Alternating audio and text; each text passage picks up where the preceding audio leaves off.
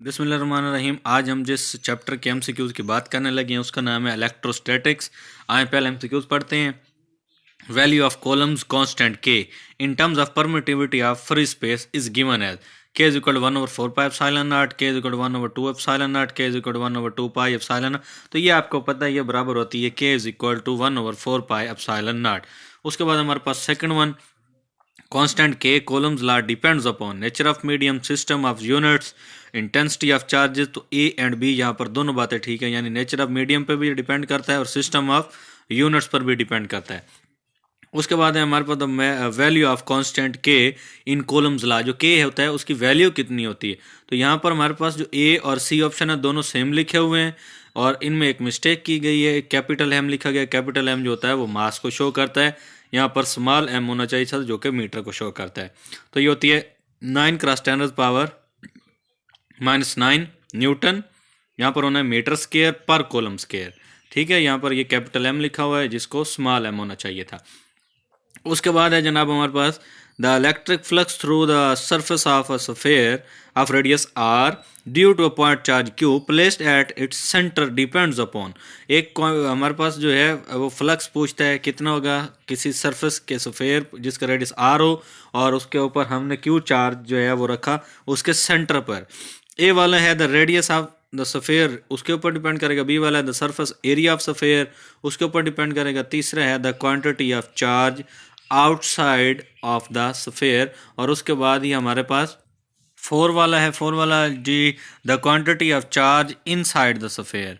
तो वो जो है इलेक्ट्रिक फ्लक्स डिपेंड करेगा कि उस स्फीयर के इनसाइड कितना चार्ज है। तो डी वाला ऑप्शन ठीक है। उसके बाद है the direction of electric intensity E along the increasing potential, decreasing potential may be decreasing और इंक्रीजिंग या नॉन ऑफ दी।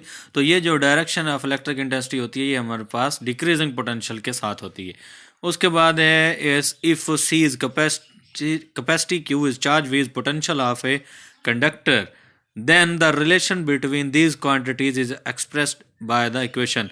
ये असल तो होता है Q is equal to C V, हमारे पास वो C की फॉर्म में पूछ रहा है तो C is equal to V इधर डिवाइड हो जाएगा Q बटा V बन जाएगा। ए वाला ऑप्शन हमारे पास यहाँ पर दुरुस्त है। ठीक है जी। उसके बाद है an electric field lines provide us the information about electric force, direction, medium. तो ये ऑल ऑफ देम, ये जो इलेक्ट्रिक फील्ड लाइन्स होती है ये इलेक्ट्रिक फोर्स, मीडियम और डायरेक्शन तीनों चीज़ों का हमें बताती है। उसके बाद capacitor is a device used for, जो कैपेसिटर है वो एक आला है जिसको हम किस लिए इस्तेमाल करते हैं। नंबर एक है हमारे पास स्टोरिंग वोल्टेज और नंबर दो हमारे पास है स्टोरिंग करंट, उसके बाद है स्टोरिंग इलेक्ट्रिक चार्ज, उसके बाद है प्रोड्यूसिंग चार्ज। तो ये जो कैपेसिटर होता है उसमें स्टोर करते हैं हम इलेक्ट्रिक चार्ज को। सी वाला ऑप्शन हमारे पास यहाँ पर दुरुस्त है। उसके बाद है if a charge of one column produce a potential difference of 1 volt between the plates of A parallel plate capacitor, the capacitance of capacitor is, तो वो 1 फेरेड हो जाएगी। ये हमारे पास एक 10th क्लास की डेफिनेशन लिखी हुई है। उसके बाद है जी हमारे पास the force between two charges is 8 Newton. Now place the mica of relativity 4 between two charges as a medium. The force then reduced. दो चार्जेस के दरमियान हमने मीका की एक शीट को अब एज ए क्या रख दिया, मीडियम रख दिया। तो हमारे पास वो कहता है फोर्स कितने गुना कम हो जाएगी। ये फार्मूला होता है एफ इज इक्वल टू के Q1 Q2 over R square. के में एक epsilon not permittivity of free space होती है और इसी तरह हमने यहाँ पर क्योंकि मीका रखा रिलेटिविटी तो यहाँ पर एप्सिलॉन आर आएगा। जब आप इसको इस फार्मूले की मदद से सॉल्व करते हैं तो हमारे पास आंसर में आ जाता है 2 न्यूटन। उसके बाद है हमारे पास Coulomb force due to charges is F if the medium of relative permittivity epsilon R is placed between the charges, कि हम उन चार्जेस के दरमियान कोई एक मीडियम एप्सिलॉन आर रख दें। Know the force is given by F dash is equal to epsilon R over F, F dash is equal to F over epsilon R. तो एफ इज इक्वल, ये हमारे पास जो बी वाला option है F dash is equal to F over epsilon R, ये वाली बात हमारे पास यहाँ पर दुरुस्त है। उसके बाद है 12 वाला two similar charges of equal magnitude of one coulomb are placed in vacuum, कि हमारे पास दो चार्जेस हैं, उनकी मैग्नीट्यूड आपस में सेम है और वन कॉलम उनके ऊपर चार्ज है, उनको वैक्यूम में रखा गया है। At distance they will exert force, वो डिस्टेंस हमसे पूछता है और कहता है जब वो फोर्स लगाएं 9 ज़रब 10 की ताकत 9 न्यूटन की फोर्स। तो F is equal to K Q one और Q two over R square होता है। हमने आर स्क्वायर उसको यहाँ पर बताना है, आर स्क्वायर को एक साइड पे कर लेंगे। इक्वेशन को रीअरेंज जब करते हैं तो हमारे पास बन जाता है के क्यू टू ओवर एफ की वैल्यू हमें उसने दी हुई है, के की हमें पता है, ठीक है। इनको जब आपस में कट करेंगे ये 1 जवाब आ जाएगा 1 मीटर, तो 1 का जो अंडर रूट होता है वो भी 1 होता है। उसके बाद है इलेक्ट्रिक पोटेंशियल इज आ। इलेक्ट्रिक पोटेंशियल हमारे पास एक स्केलर क्वांटिटी है, ये ऐसे ही बिहेव करती है जैसे कि वर्क होता है हमारे पास। तो this is not a vector quantity, this is a scalar quantity. A वाला ऑप्शन यहाँ हमारे पास दुरुस्त है। हाँ जी, तो उसके बाद हमारे पास है the system international unit of electric flux is. ये इलेक्ट्रिक फ्लक्स का हमारे पास यूनिट सी वाला न्यूटन मीटर स्क्वायर पर कूलम होता है। देखते हैं किस तरह आता है। Phi is equal to E dot A होता है, E is equal to F over Q होता है। पहले ई के यूनिट्स मालूम कर लेते हैं, एरिया का तो मीटर स्क्वायर होता है। ई के जब हम यूनिट्स मालूम करते हैं, एफ का यूनिट आ जाएगा न्यूटन और क्यू है नीचे कॉलम, तो ये ऊपर जाके न्यूटन पर कॉलम हो जाएगा। अब उसको उसके साथ मिला दें एरिया का, ये न्यूटन पर कॉलम ये हो गया ई का, और ए का जो था वो मीटर स्क्वायर, टोटल बन गया न्यूटन मीटर स्क्वायर पर कॉलम। तो यहाँ हमारे पास सी वाला ऑप्शन जो है हमारे पास ठीक है। उसके बाद है जी हमारे पास the electric intensity due to infinite sheet of charge is. Infinite sheet of charge की वजह से जो इलेक्ट्रिक इंटेंसिटी होती है वो एप्सिलॉन आर एप्सिलॉन नॉट, ये गलत है। सिग्मा ओवर एप्सिलॉन नॉट, ये भी गलत है। तो सिग्मा ओवर 2 एप्सिलॉन नॉट, ये वाला जो सी वाला है ये हमारे पास यहाँ दुरुस्त है। उसके बाद है हमारे पास if a charge capacitor the energy is stored in the form of. जो कैपेसिटर होता है उसमें एनर्जी किस फॉर्म में जो है वो स्टोर होती है। ये क्वेश्चन नंबर जिस तरह 8 हमने किया था उसी के तरह साथ रिलेट करता है। तो ये इलेक्ट्रिक फील्ड की शक्ल में वहाँ पर स्टोर होती है, ना कि मैग्नेटिक फील्ड, न्यूक्लियर फील्ड और ग्रेविटेशनल फील्ड। ठीक है जी। उसके बाद है हमारे पास क्वेश्चन नंबर 17। तो क्वेश्चन नंबर 17 में है the electric field is uniform. Electric field uniform होता है near a positive point charge, near a negative point charge, या between two parallel oppositely charge plates near a charge plate.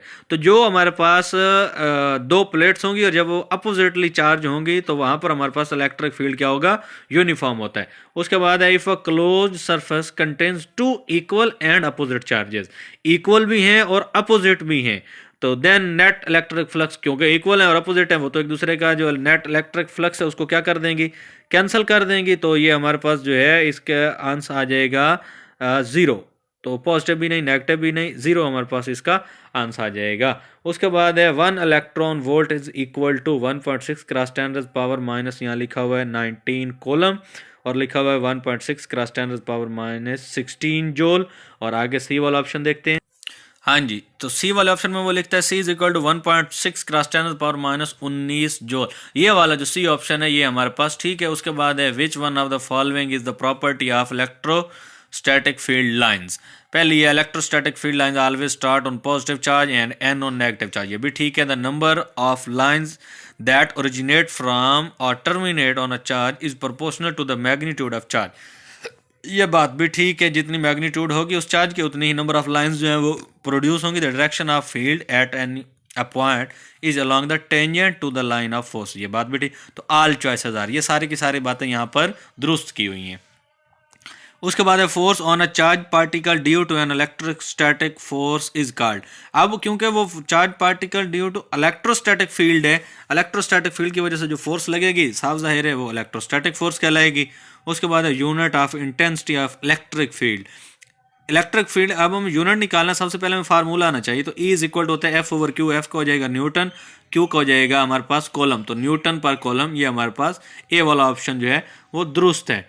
उसके बाद है consider a spherical shell at the centre of which a positive charge is kept. Spherical shell है किसी metal का, उसके centre के ऊपर हमने पॉजिटिव चार्ज को रखा हुआ है। तो वो कहता है electric field is 0 outside the shell, electric field is 0 anywhere, electric field is 0 in the region inside the shell, या डी वाला ऑप्शन है the electric field is non zero in both region outside and inside the shell. जब spherical shell होगा तो हमारे पास जो है वो क्या है, ना तो इनसाइड ना ही आउटसाइड, कहीं पर भी इलेक्ट्रिक फील्ड 0 नहीं होगी। उसके बाद है अ charge is placed at the centre of a cube, a flux emitted through it's one face is. अब वो कहते हैं कि हमारे पास एक क्यूब है, उसके सेंटर में हमने जिस तरह ये शक्ल बनाई है, शक्ल चार्ज एक रखा हुआ है, तो एक फेस से या ऊपर वाला या नीचे वाला या दाएं बाएं ये वाला, तो हमें पता है 6 साइडें होती हैं क्यूब की, 4 जो होती हैं वो, 4 जो है वो क्या है हमारे पास डाउन अप, और सॉरी जो हमारे पास 2 साइड्स हैं वो होती हैं अप और एक होती है डाउन, और जो 4 होती हैं वो चारों दाएं बाएं और आगे पीछे वाली साइड्स होती हैं। तो हमारे पास जो यहाँ पर आंसर आएगा Q over epsilon not, Q over 2 epsilon not नहीं बल्कि क्यू ओवर 6 एप्सिलॉन नॉट आएगा, क्योंकि एक क्यूब की टोटल कितनी सर्फेसेज होती हैं, 6 होती हैं, एक अप एक डाउन और 4 उसकी साइडों वाली। तो सी वाला ऑप्शन हमारे पास यहाँ पर दुरुस्त है। उसके बाद हमारे पास है 25, an electric dipole is the centre of A hollow sphere of radius r, the total normal electric flux through the sphere is। जब hollow sphere की बात की जाएगी तो हमारे पास जो है वो क्या आ जाएगा, यहाँ पर इलेक्ट्रिक डाइपोल ये ज़ीरो आ जाएगा, ज़ीरो आ जाएगा। Here q is the charge and d is the distance between the two charges. ये बात सिर्फ उसने आपको एक जो है भुलाने के लिए लिख दी है। ये जब हॉलोस्फेयर की बात करेंगे तो हमारे पास जो इलेक्ट्रिक फ्लक्स होगा वो क्या हो जाएगा, ज़ीरो हो जाएगा। सेम इसी तरह आप देखें क्वेश्चन नंबर 26 है, hollow insulated conduction sphere is given as positive charge 10 microcoulomb, which will the electric field at the center of sphere if its radius is 2 meter। तो फिर भी hollow sphere है क्योंकि, तो इसका क्या हो जाएगा, ये आंसर भी यहाँ पर हमारे पास ज़ीरो आ जाएगा। उसके बाद आप यहाँ पर आ जाएं, adjoining a point charge q is placed at the midpoint of a line joining two charges 4q and simple Q. ये क्यू और 4q को मिलाने वाली एक लाइन है, उसके मिड पॉइंट के ऊपर उसने क्यू रख दिया। वो कहता है if the net force on the charge Q is zero, इस क्यू चार्ज के ऊपर अगर नेट फोर्स जीरो होगी तो then Q must be equal to, ये जो क्यू है इसको किसके इक्वल होना चाहिए, ये पॉजिटिव है तो इसको नेगेटिव के इक्वल होना चाहिए, क्योंकि नेगेटिव और पॉजिटिव मिलकर आपस में अपना इफेक्ट कैंसिल कर देंगे, तो इसके ऊपर कोई फोर्स भी अमल नहीं करेगी। तो ए वाला ऑप्शन जो है हमारे पास ये नेगेटिव क्यू है, यहाँ पर ये हमारे पास दुरुस्त है। उसके बाद है an electron of charge E coulombs passes through a potential difference of v volt. E है और ये v वोल्ट है। Its energy in joules will be v over E, E V, E over V, या सिर्फ v। तो हमारे पास ये energy जो हो जाएगी ये ई वी के बराबर हो जाएगी। बी वाला ऑप्शन हमारे पास यहाँ पर ठीक है। उसके बाद है equal charges are given to two spheres of different radii. Charges equal दिए गए हैं, जो स्फीयर्स हैं उनका रेडियस आपस में क्या है, डिफरेंट है। The potential will be more on smaller sphere. जो स्मॉलर स्फीयर होगी, जो स्फीयर छोटी होगी उसके ऊपर पोटेंशियल ज्यादा होगा। तो ए वाला ही ऑप्शन यहाँ हमारे पास दुरुस्त है। उसके बाद बात करते हैं क्वेश्चन नंबर 30 की, if the distance of separation between two charges is increased. अब दो चार्जेस थे, उनके बाद जो आपस में जो फासला था उसको ज्यादा कर दिया गया। The electrical potential energy of the system will, तो जो इलेक्ट्रिकल पोटेंशियल एनर्जी है इंक्रीज डिक्रीज में इंक्रीज और डिक्रीज, तो वो क्या हो सकती है, जब चार्जेस के दरमियान फासला बढ़ा दिया गया तो वो या इंक्रीज भी हो सकती है या फिर वो जो है डिक्रीज भी हो सकती है। तो इन दोनों में से कोई सिचुएशन यहाँ पर हो सकती है। उसके बाद है cube of metal is given a positive charge Q for above system, which of the following statement is true. कि एक क्यूब है मेटल का है, उसको हमने चार्ज पॉजिटिव है क्यू वो दिया, तो कौन सी स्टेटमेंट यहाँ दुरुस्त रहेगी। पहली स्टेटमेंट है electrical potential at surface of cube is zero. दूसरी electrical potential within the cube is zero. और तीसरी है electrical field is normal to the surface of the cube. ये वाली बात ठीक है कि जो इलेक्ट्रिक फील्ड होगा वो उस क्यूब के नॉर्मल जो होगा उसके साथ होगा। ठीक है, तो सी वाला ऑप्शन यहाँ पर दुरुस्त था। उसके बाद the volt is equal to हमारे पास जो एक वोल्ट होता है वो बराबर होता है जॉल पर कॉलम के। तो ये हमारे पास जो है यहाँ पर हमारे पास सी ऑप्शन दुरुस्त है। उसके बाद आ जाए नीचे बात करते हैं, तो ये हमारे पास some charges is being given to a conductor then its potential. कुछ चार्जेस हैं जो कि कंडक्टर को दिए गए हैं, तो उसका पोटेंशियल वो कहता है क्या होगा, इज मैक्सिमम एट सरफेस के ऊपर मैक्सिमम होगा, इट्स मैक्सिमम एट सेंटर के ऊपर मैक्सिमम होगा, या it remains same throughout the conductor. या it is maximum somewhere between surface and centre.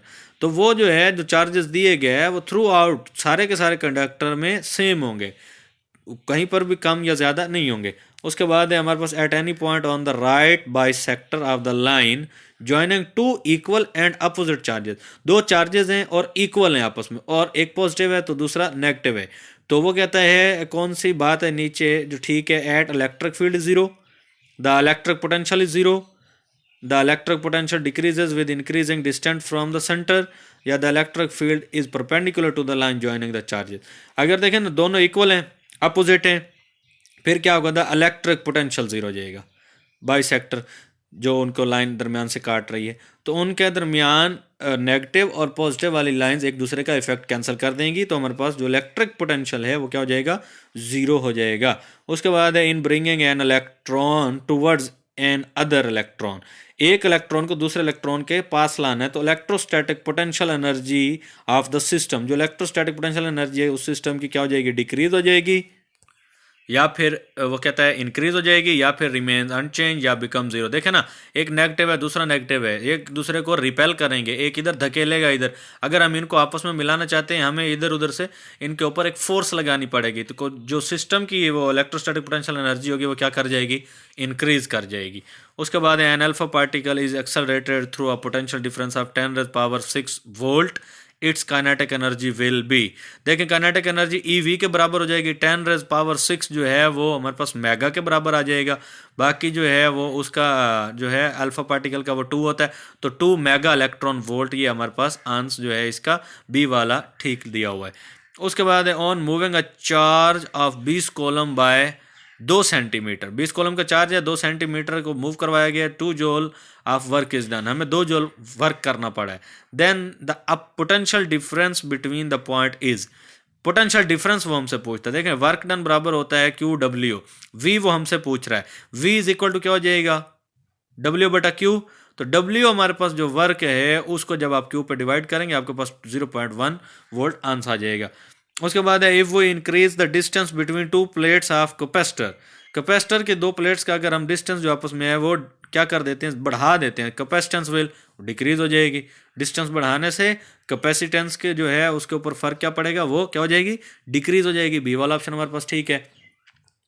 उसके बाद है capacity of A condenser when a dielectric is placed in between its plates, condenser की plates के दरमियान जब हम कोई डाइइलेक्ट्रिक रखेंगे तो उसकी कैपेसिटी इंक्रीज हो जाती है, उसकी कैपेसिटी क्या हो जाएगी, इंक्रीज हो जाएगी। ए वाला ऑप्शन यहाँ हमारे पास दुरुस्त है। उसके बाद है in a charge capacitor the energy is stored in, ये रिपीटेड क्वेश्चन है, ये हम पहले पढ़ चुके हैं कि जो एनर्जी है वो स्टोर किस तरह होती है, इलेक्ट्रिक फील्ड की फॉर्म में बिटवीन द प्लेट्स।